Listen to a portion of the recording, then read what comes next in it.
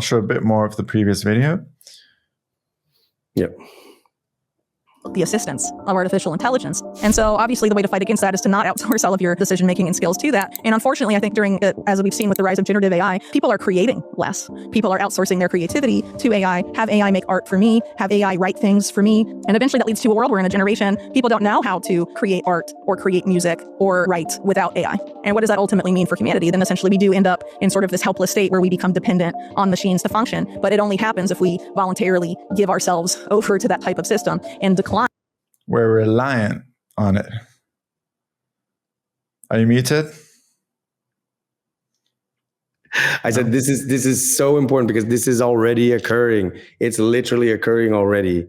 And this is the problem. And this is why I say a lot of creatives were always criticizing, saying, oh my God, it's going to replace us. It's like, no, because guess what?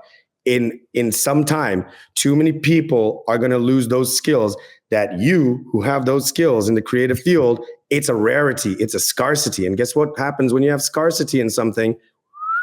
It's so much better because you want to be different, get a human to do it. Don't rely on AI. Trust me.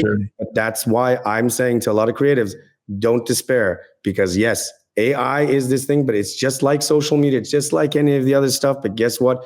It's not going to replace unless you let them. And the problem is a lot of people are just reliant on this, but it ain't the end all be all. Trust me on that.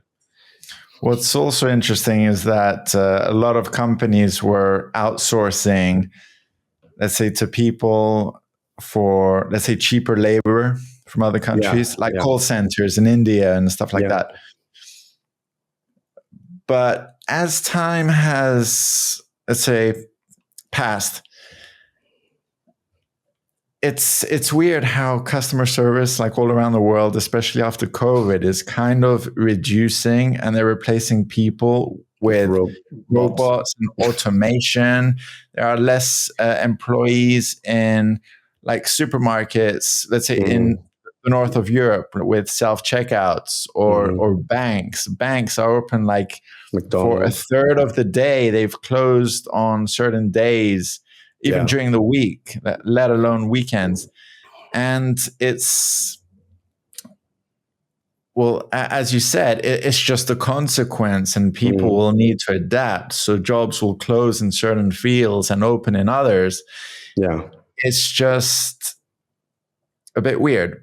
I mean, especially with the self-checkout thing. I mean, people have been, let's say, selling and bartering for hundreds of thousands of years. Who knows?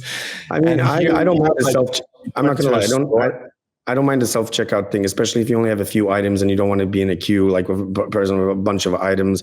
I don't mind that, and I think that's okay. Like to some extent, I think. But I think that should be like an alternative option for like minimum amount of stuff that you just want to get through. But the problem is, like you said, it's when you're only reliant on this type of thing, right? And it's that becomes the substitute, and it shouldn't be the substitute because, it's then like in the case of Amazon, they have the bot, right? That's the chat bot. So I have an experience with that recent one where there was a problem with an item, and I kept like trying to get help. I couldn't find help. And then I found the alternative, which was an email. And you know what I did? I just bombarded them with email after email, angry emails, like say, "What?" I couldn't give a rat's ass about the bots. I just bombarded one email, and then an hour later, another one, and another one, and another one. Did they reply to each of them? Just what I want to know. The next morning, I got like the same email. person, like copy pasting like every single email. Yeah, I got an email the next morning. They're like, "Oh, I'm really sorry, sir. We didn't go to direct." Yeah, but it kept them busy. Just jam the system. Can you imagine on their end, it takes more like human resources to resolve such problems because they're getting even more emails, which is delaying the system from the human. Well, guess what? That's what I'm saying. Opt out. You don't have to opt in. I don't opt in for the stupid AI bot crap. So instead, I'll just go to the other thing and I'll just keep bombarding it. There you go.